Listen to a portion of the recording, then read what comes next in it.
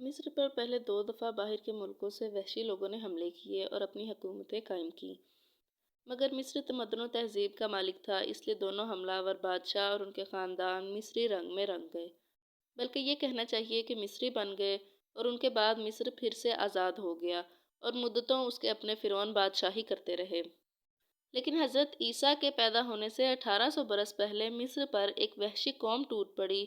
اس قوم کے سامنے مصری ٹھہر نہ سکے، کیونکہ اول تو آپس میں پھوٹ پڑ چکی تھی، بہت سے نواب تھے اور ہر نواب اپنی بادشاہی جمانے کی فکر میں تھا۔ پھر حملہ آور قوم ایسے حربوں اور سامانوں سے لیس ہو کر آئی تھی کہ مصری مقابلہ نہ کر سکے۔ حملہ کرنے والے اپنے ساتھ گھوڑے اور رتھ لائے تھے۔ مصر کے باشندوں کے لیے یہ دونوں چیزیں بالکل نئی تھیں۔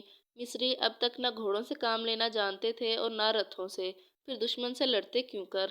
آخرکار انہوں نے ہتھیار ڈال دیے اور مصر غلامی کا شکار ہو گیا۔ اس فاتح کو ہیکسوس کہا جاتا ہے۔ یہ شاہی نسل سے تھی اور اکثر مورخوں کے خیال میں یہ لوگ خرب کے بدوی تھے جو قحط سالی کی وجہ سے مصر کے تر و تازہ ملک میں گھس آئے تھے۔ ان کے سردار کا نام سالاتیس تھا۔ فتح کے بعد یہ شخص مصر کا فرعون بنا۔ ہیکسوس کا حملہ بے پناہ تھا۔ انہوں نے بڑے بڑے شہروں اور عبادت خانوں کی اینٹ سے اینٹ بجا دی، قتل عام کیا اور مفتوح عورتوں اور بچوں کو غلام بنا ڈالا۔ لیکن پھر جلد ہی فاتحوں کا غصہ ٹھنڈا پڑ گیا اور اپنے جنگلی پن سے انہیں شرم آنے لگی۔ مصری تہذیب انہوں نے اختیار کر لی، مصریوں کے لیے مندر بھی بنائے اور ملکی آدمیوں کی طرح حکومت کرنے لگے۔ معلوم ہوتا ہے کہ ہیکسوس مصریوں کو ہر طرح سے خوش رکھنے اور اپنے پہلے ظلموں کی یاد ان کے دلوں سے مٹا دینا چاہتے تھے۔ یہی وجہ تھی کہ فاتح ہونے پر بھی ہیکسوس اپنے رہن سہن اور شاید دین و مذہب میں بھی مصری بن گئے تھے۔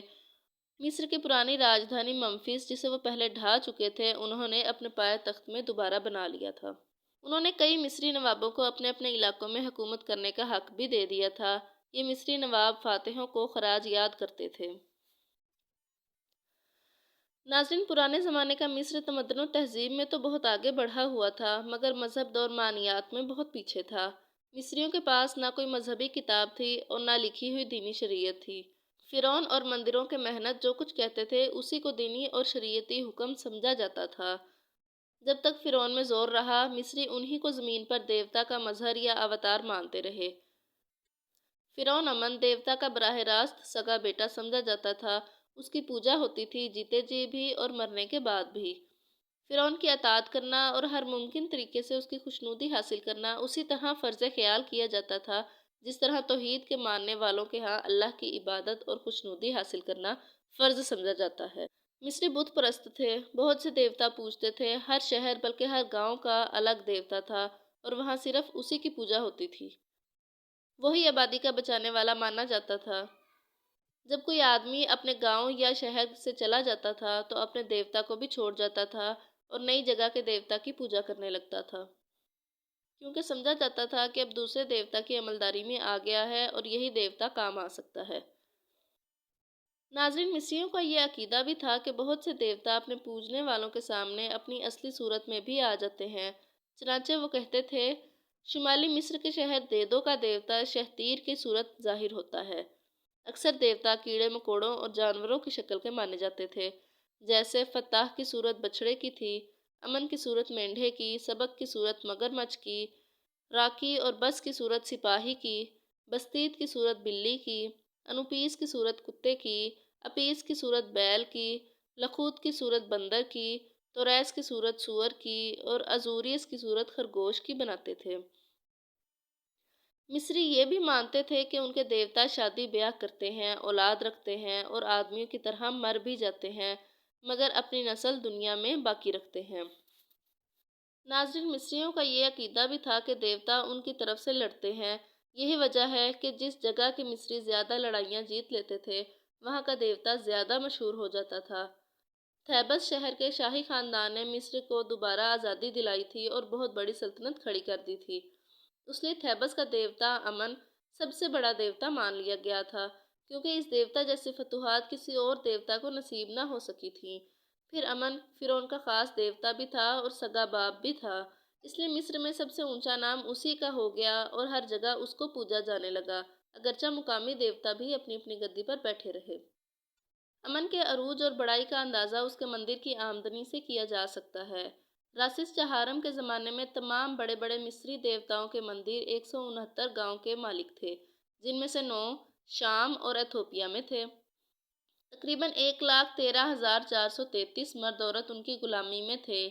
اس کے علاوہ بہت سے مویشی، کھیت، پاکستان، کشتیاں، جہاز، بہت سا سونا، چاندی، تانبا اور جواہرات کے ڈھیر ان کے قبضے میں تھے۔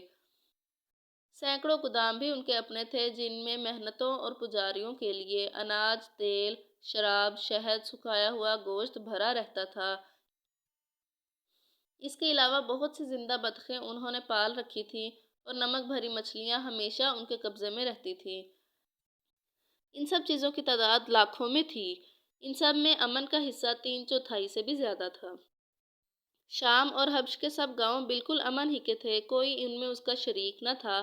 ایک شامی گاؤں میں امن کا مندر بھی تھا، اور جب شام والے مصری وائسرائے کو خراج دینے آتے تھے تو انہیں فرعون کے امن دیوتا اور باپ کی پوجا بھی کرنی پڑتی تھی۔ عجیب بات ہے کہ مصریوں کے خیال میں آدمیوں کی طرح دیوتاؤں کو بھی دھوکہ دینا آسان تھا۔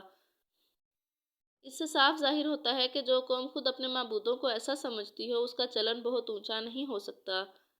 یہ بات نہیں ہے کہ مصر کے تمام باشندے برائیوں اور بدکاریوں میں ڈوبے ہوئے تھے، لیکن تاریخ بتاتی ہے کہ پرانے مصر میں اعلیٰ اخلاق کی کمی تھی۔ لوگ اس بھروسے پر کہ مرنے کے بعد دیوتاؤں کو کسی نہ کسی طرح دھوکہ دے کر سزا سے بچ جائیں گے، برائیوں میں پڑ جاتے تھے۔ مصری لوگ محنتوں، پجاریوں اور فرعونوں کے حکم پر چلتے تھے۔ آہستہ آہستہ یہ حکم ان کے لیے اخلاقی ضابطہ یا قانون بن گیا۔ ان میں اخلاق مصنف اور معلم اپنی کتابوں میں لکھ کر قوم کے سامنے پیش کیا کرتے تھے۔ ان کتابوں کے کچھ ٹکڑے مل گئے ہیں، جن سے یہ بات ثابت ہوتی ہے کہ مصر کے باشندوں کا اخلاق اونچا نہ تھا۔